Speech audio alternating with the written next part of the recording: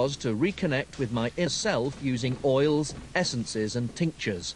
If you could capture the secret of life and bottle it, what colour do you think it would be? Orange. This is about being very centred.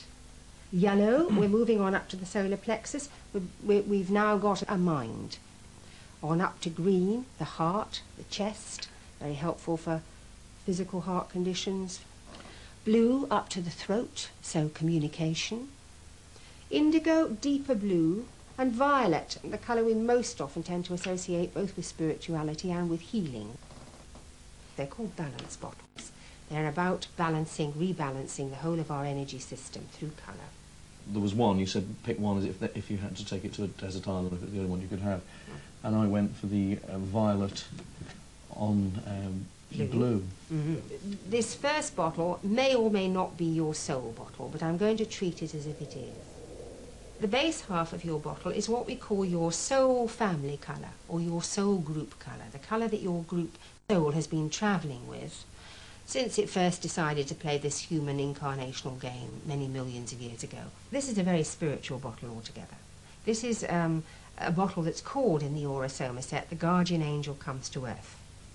What's happening here is that between lifetimes, this blue soul disappeared back off to the great planning station in the sky to write the script for the next time in, having a look at the things it didn't get finished last time, the things it doesn't think it did very well, and the new things it wants to learn for the next stage of its soul's development, which is what is the meaning of life. Life is the next stage of your soul's development, what you've come down to do this time. You're the first person I've ever met who knows the meaning of life. Came to me in the bath. I shall never forget this moment.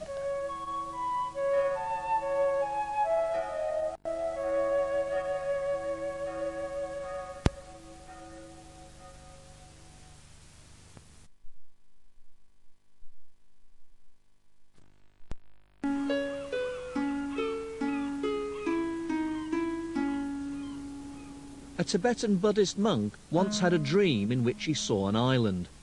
Sometime later, he was approached by an Irish ex-nun who said she'd been led to him by a vision of the Virgin Mary. She also had an island to sell, and of course, it was the one he'd seen in his dream. And so the Holy Island, in the west of Scotland, was bought by the Lama Yeshe. If people come here, they can really find this inner peace very easily. I'm always there to help. It's my duty to share all my knowledge and my time and commitment to anybody who wants my help. The Holy Island is a vision for the future. Lama Yeshe intends it to become a spiritual interface for the planet. So you all have a nice holiday. Catholic or Protestant, Muslim or Hindu, Buddhist, Druid or Golden Dawn occult society. All will be welcome in a place that will be spiritual but non-religious. Whoever is doing a useful, a meaningful job is worthwhile to respect. So that allows me to have respect to all other religious people, and also it allows me to work with all other forms of activities. So here we have people from Australia, Germany, America, many countries. For some people will be the place. I'm not sure for everyone, but everyone who's come always say to me they have benefited from being here.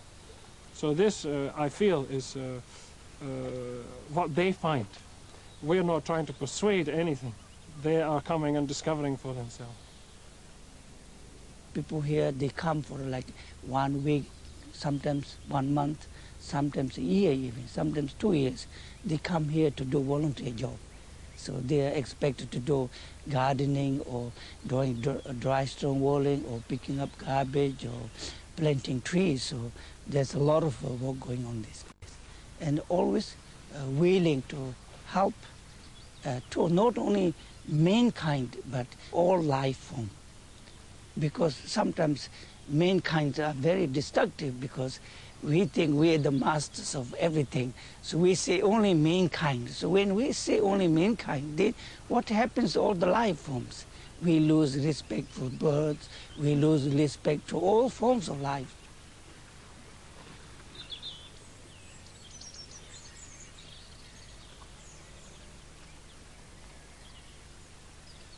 you're speaking about respect for other life forms.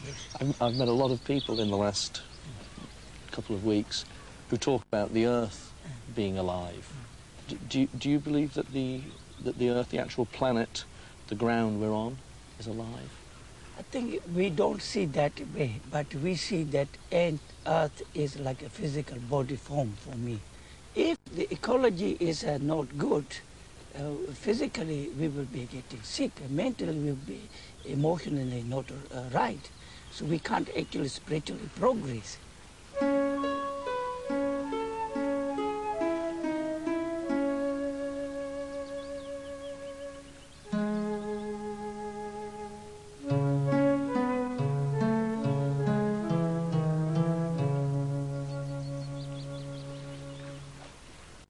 Every genuine teaching must have loving, compassion, understanding, and tolerance. If we get everything we need in this life 3 times over, still we are not happy because our greediness is our cause of our suffering. So through meditation, we really have to sort of get rid of the greediness and say, you only have one life.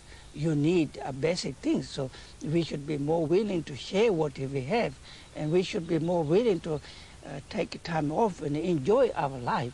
If we have only one life and spend whole our life working and kill ourselves, what's good about this? You can't take your wealth with you. But do we only have one life? Well, many people don't believe, so even if you have another life, we can't take what we have now, isn't it? It's true. The Lama Yeshe struck me as an authentic holy man with excellent taste in hats. But he also got me wondering, if you're tolerant of other people's belief systems, as he is and as many of the people involved in the New Age are, how far does this tolerance extend? At what point do you stop smiling and grinning and nodding and say, hang on, this is rubbish, isn't it? Author and teacher William Bloom is a leading light in the New Age movement. William, I've spent the last few weeks going out and encountering things that I really didn't know were out there. And I'm still trying to make personal sense of all the things I've seen. What do you think's going on out there? Well, I tell you, I think to understand what's going on, you have to place it in its position in history. So if 200 years ago you decided to investigate this world or investigate other forms of consciousness or investigate within yourself, you would have only had one person to go to, which is the local priest. And the local priest, depending on what type of guy he was, would have basically opened up the Bible and said, get into this, jump into this. Nowadays, 20th, 21st century, planetary village, everything is open. So people who are interested in exploring consciousness now have this huge smorgasbord, this supermarket of paths. One of the common beliefs is that everything, every human being, every living thing has a core essence that's seeking to come fully present, that's seeking to express itself.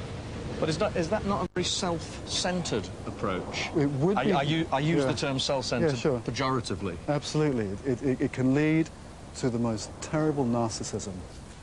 But in general, there's a sense of interdependence, a sense of networking. It's a planetary community, and we're in it together. Where I part company with people is when they can then say, yes, and there is this universal energy, there is this life force, and by the way, there are 9 layers of universal light, not 8 or 10, and did you know that St. Peter came from Saturn, and that the essence of this planet can... And then suddenly we're onto very specific belief systems with very detailed rule books. How does that happen? People like to feel psychologically safe, and one of the ways they get to feel psychologically safe is if their mind thinks it has a handle on everything. Yes. And the mind, or the human mind that counts 2 and 2 equals 4, is a different part of the consciousness than the consciousness that is having the experiences of stuff that is more subtle and more intuitive and more instinctive. And that part of the mind, that logical part of the mind can feel quite lost and quite anxious if it thinks it doesn't understand. And